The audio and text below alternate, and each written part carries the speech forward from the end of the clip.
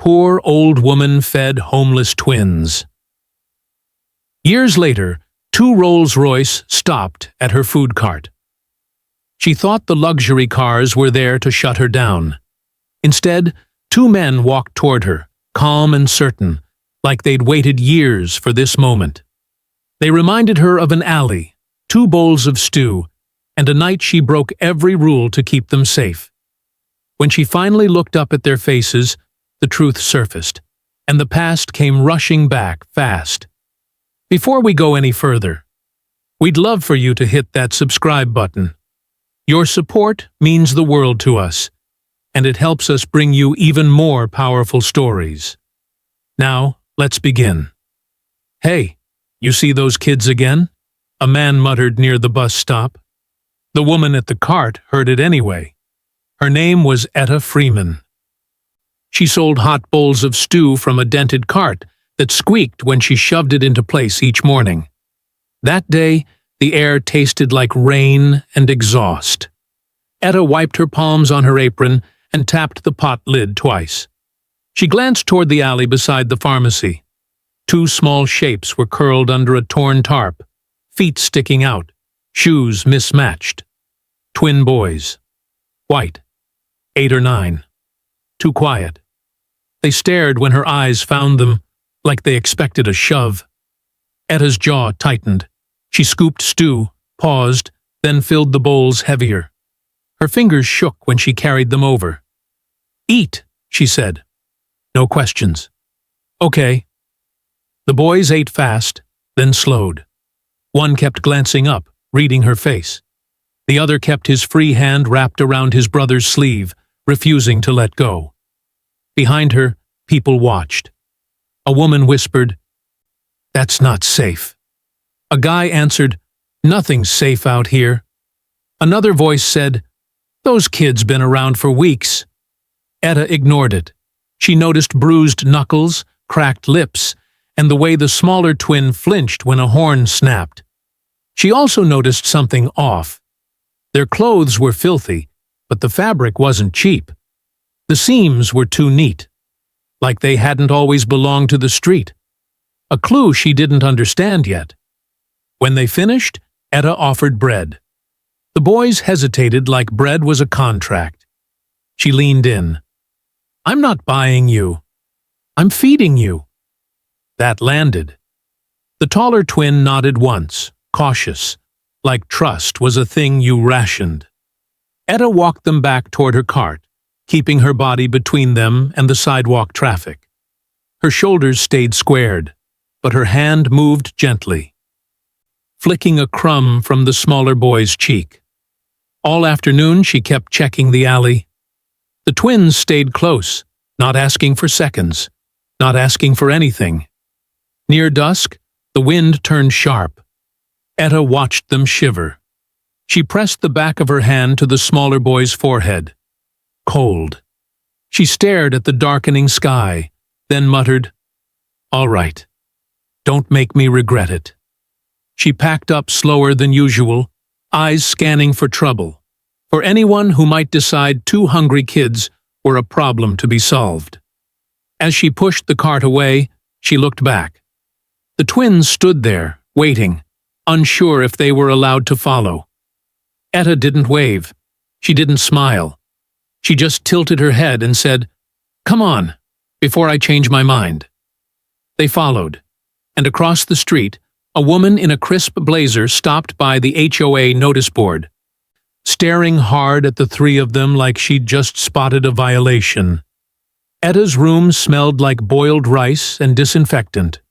1 window, 1 mattress, a couch that dipped in the middle. She stood in the doorway, suddenly aware of how small everything looked with 3 people inside it. "Sit," she said, pointing to the couch. The twins perched on the edge like guests who planned to disappear if they overstayed. Etta moved around them, busying herself. She set water to heat, laid out an old towel, pulled 2 shirts from a drawer and frowned at how thin they felt. Outside, a neighbor's voice floated in through the window. "You see her walk in with those kids?" Another answered, "Yeah, that's trouble." Etta closed the window halfway. Not all the way. She never liked cutting herself off completely. That night became a pattern. One night turned into a week into months. The twins learned the rules fast. Shoes by the door. Dishes rinsed. No noise after 10. They called her Miss Etta at first, then just Etta. She noticed things. They woke from the same nightmare. They counted steps. They flinched when sirens passed too close. One had a scar behind his ear that looked surgical, clean, intentional. She asked once, soft, careful, "Where are you boys from?" They went still. The taller one shook his head. The smaller pressed closer. Etta backed off. Some stories needed time. 5 years passed like that. Quiet, tight, real. The cart paid for shoes, then coats, then school supplies bought secondhand. Etta stopped buying meat for herself. She never said why. The boys noticed anyway. They learned to split sandwiches without being told. People talked. They always did. "She's housing kids she ain't related to. That's not allowed." Someone should say something. The HOA president did more than talk. Her name was Carol Whitby. Always neat. Always smiling. Always watching. She started stopping near the cart, pretending to read her phone while counting heads. She asked questions with a fake lilt. "Those boys yours?" Etta answered without looking up. "They're fed." That was enough. The knock came early one morning. Too early. Etta opened the door in her robe. 2 officers stood there, one young, one tired. "We received a report." The twins appeared behind her, barefoot, silent. The apartment felt smaller instantly. They searched, asked questions, took notes. Carol hovered outside, arms crossed, nodding at every word. When the cuffs clicked, the smaller twin cried. Not loud.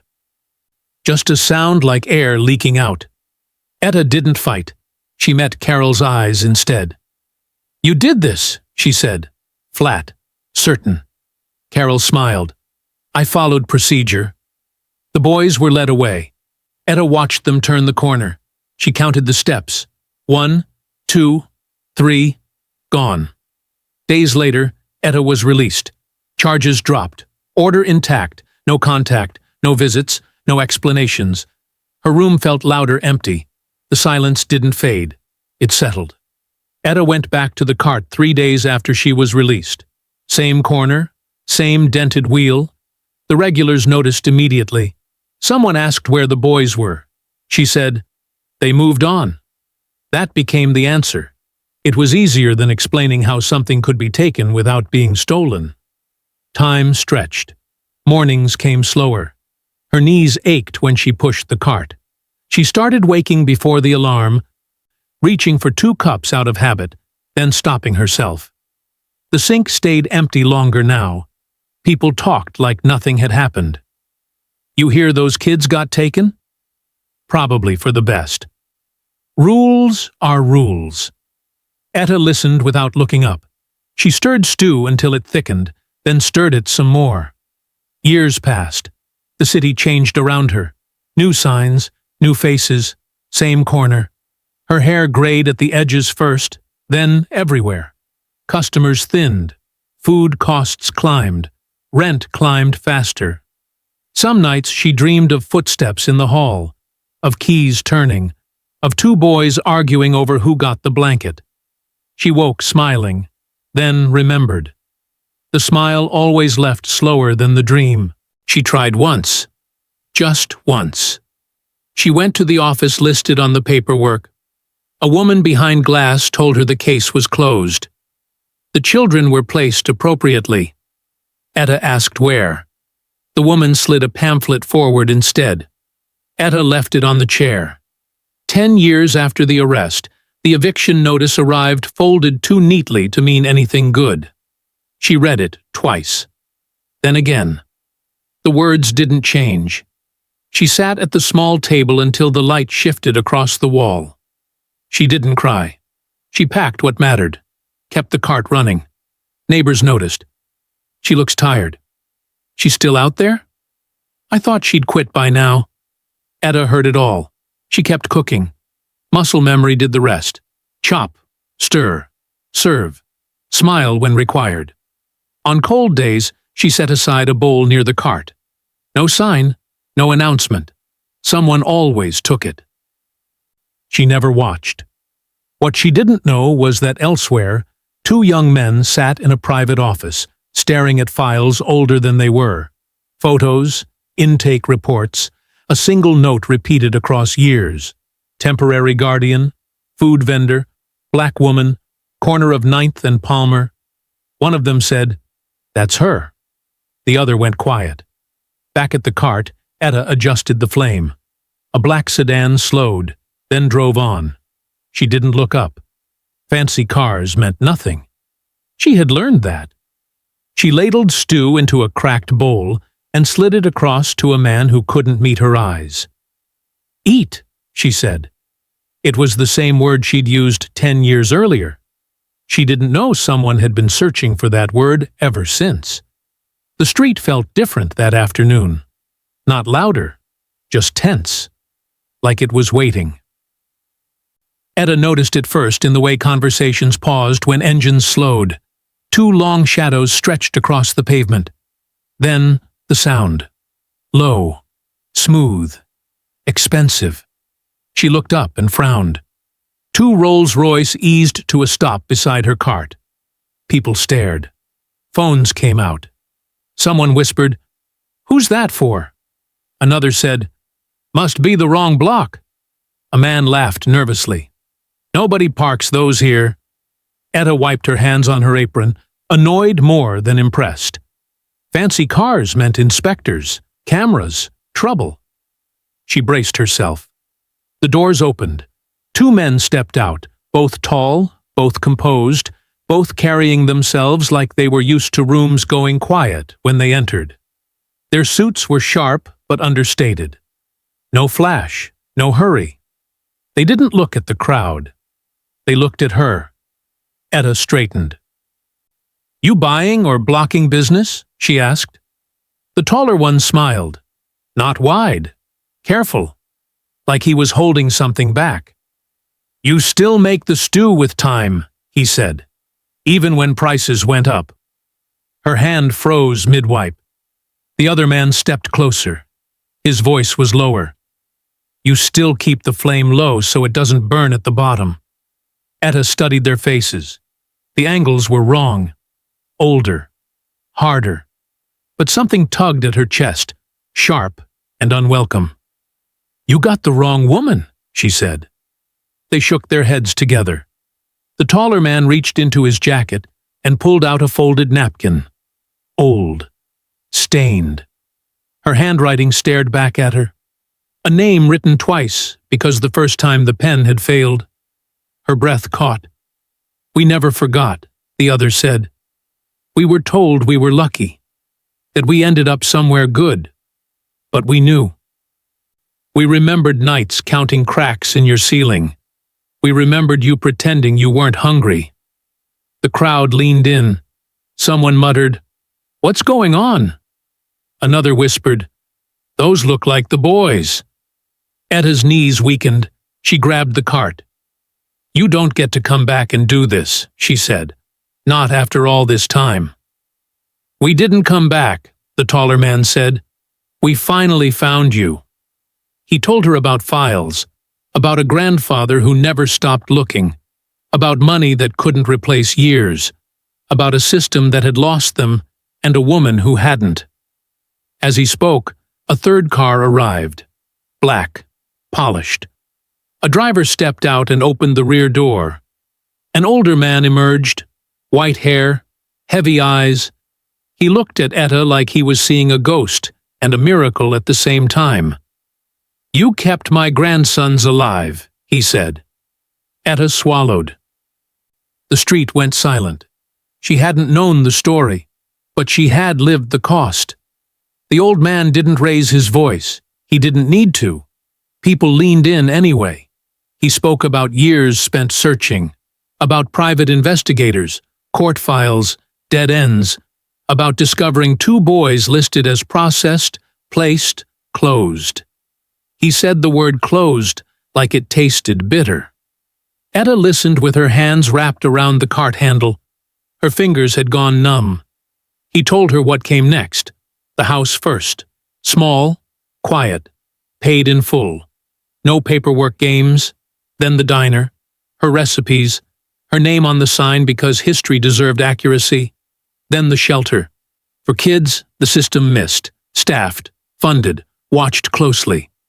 Etta shook her head. I didn't do it for this. I know, he said. That's why it matters. The crowd shifted when Carol Whitby pushed forward. She laughed lightly. This is all very emotional, but let's be clear. I supported those boys too. I reported out of concern. One of the twins turned to her slowly. His voice stayed calm. You never said our names. Silence hit hard. Records came out. Dates, signatures. Carol's smile collapsed in real time. Someone filmed. Someone else shook their head. Damn, she tried again. I followed procedure. The grandfather nodded. And that's all you ever did. Carol stepped back. No one followed. Etta looked around at the faces, the phones, the noise. It felt unreal. Too much. She reached for a ladle out of habit. The smaller twin smiled. You still working? Someone's got to eat, she said. They laughed. Not loud. Real. That night, Etta closed the cart early. For the first time in years, she walked home without counting coins, without checking locks twice. She never gave speeches, never chased credit. But people told her story anyway. Not because she fought, because she cared when nobody was watching. If this story stayed with you, don't scroll away. Kindness doesn't always get rewarded fast, but it always leaves a mark. What you do when no one is watching can change lives you'll never see again. Stay with this channel for stories that remind us of that truth. Subscribe now, and let these stories find you when you need them most.